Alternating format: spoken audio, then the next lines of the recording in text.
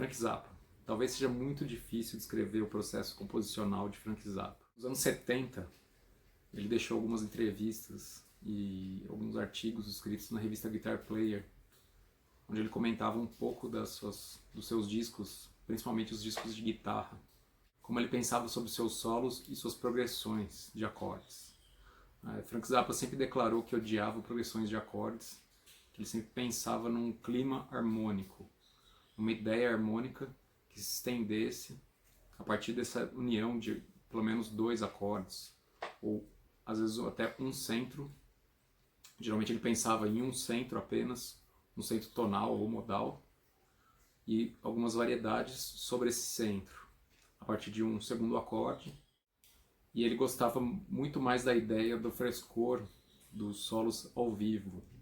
Ele se sentia muito travado gravando solos no estúdio. Então o que ele fazia era colar, deixar a banda tocando uma progressão de acordes, uma sequência de acordes, geralmente 1 ou 2 acordes, e tornava isso um processo composicional também. Ele criava a partir dessas progressões alguma melodia, separava alguma melodia que ele gostasse, para criar uma nova música. Eu separei aqui a ideia da música Watermelon e Mr. High, do disco Joe's Garage.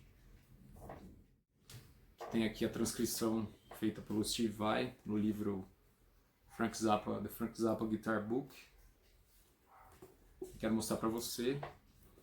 A melodia passa pelo modo lídio, e Zappa realmente conhecia sim esses modos, mas mesmo nessas entrevistas que ele concedeu ao Guitar Player, ele dizia que acontecia de tocar esse modo, mas que sempre existe um desvio.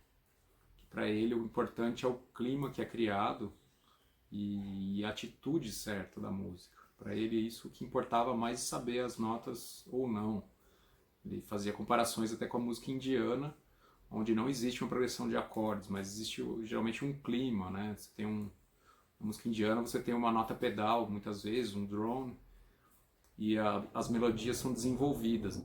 Acredito que ele pensava muito mais num caráter melódico do que simplesmente compor a partir de uma tonalidade ou um modo. Então as progressões sempre ficavam abertas. Em um determinado acorde podia ser tocado qualquer melodia de qualquer modo que refletisse o que ele estivesse sentindo no momento. Então acho que para ele isso era mais importante. Mas é claro que ele conhecia ele tinha essa bagagem desde a música de concerto, que ele sabia escrever para todos os instrumentos da orquestra, escreveu muito peças orquestrais, mas também conhecia muito bem a guitarra e o rock e todos os seus derivados. Então essa é o Watermelon e Mr. High.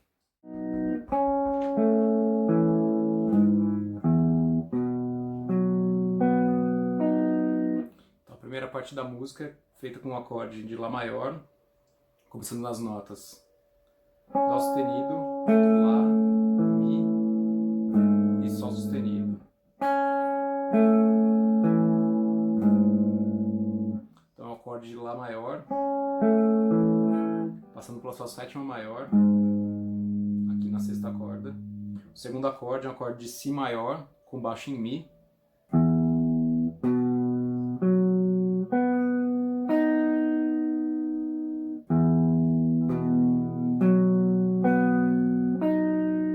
Tipo de acorde que o Zappa gostava muito, que é uma tríade com um baixo fora da sua tríade, com baixo que não representa nenhuma das notas que compõem a sua tríade, criando uma espécie de acorde híbrido, muitas vezes chamado de acorde híbrido, ou de uma tríade sob um baixo, porque ele não constitui uma inversão, diferente de uma inversão que seria uma nota do acorde, nossa nota grave. Aqui a gente tem uma nota que não faz parte da tríade, que cria também uma outra ideia, um acorde maior, sem a terça,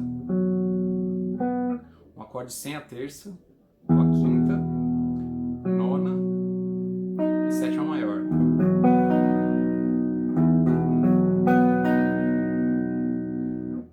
E aqui a ideia rítmica, um 4x4, seguido de um 5x4. 1, 2, 3, 4, 5. Então, sob essa progressão, o Zappa improvisava. Primeiro ele criou essa melodia, provavelmente baseada num improviso que ele tinha feito, começando aqui na casa 14, com a nota Ré sustenido, seguida de um Si, Lá e um Sol sustenido.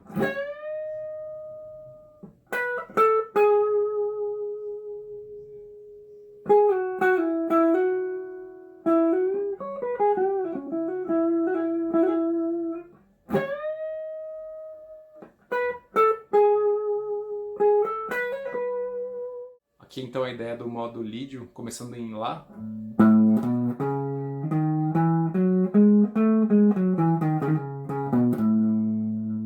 Pode ser ouvido dentro da progressão e na somatória dos acordes de Lá e de Mi com a nona. Aqui desse Lá, passando pela sétima maior com esse Mi com a nona, você tem a escala completa de Lá lídio. Então o modo lídio surge principalmente pela ideia mais sistemática do George Russell. Claro que não se sabe se o Zappa teve contato com essas ideias teóricas ou não, mas ele com certeza conhecia muito o jazz, conhecia também alguma coisa da música indiana. Ele pode ter se influenciado por essas ideias, desde a música de concerto também, que trazem essa ideia modal. Mas para ele, tudo que ele dizia era baseado nesse sistema, nesse clima harmônico que ele criava a partir desses dois acordes.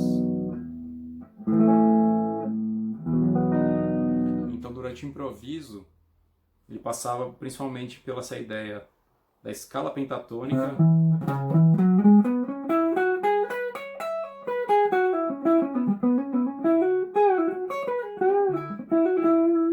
sobre esses dois acordes.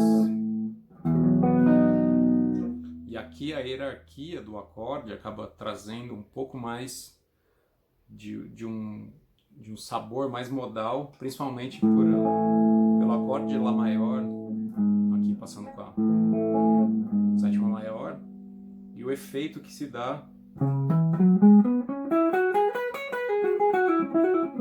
primeiro pela ideia modal,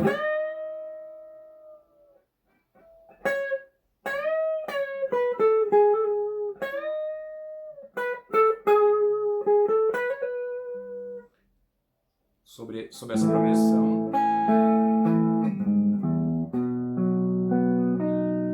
e depois o improviso dele era mais sobre como ele estava pensando no momento. O Zappa gostava de ter essa ideia do solo ao vivo como uma base para se compor também, como um próprio sistema composicional, de usar essas ideias melódicas que ele compunha ao vivo já como uma prática composicional.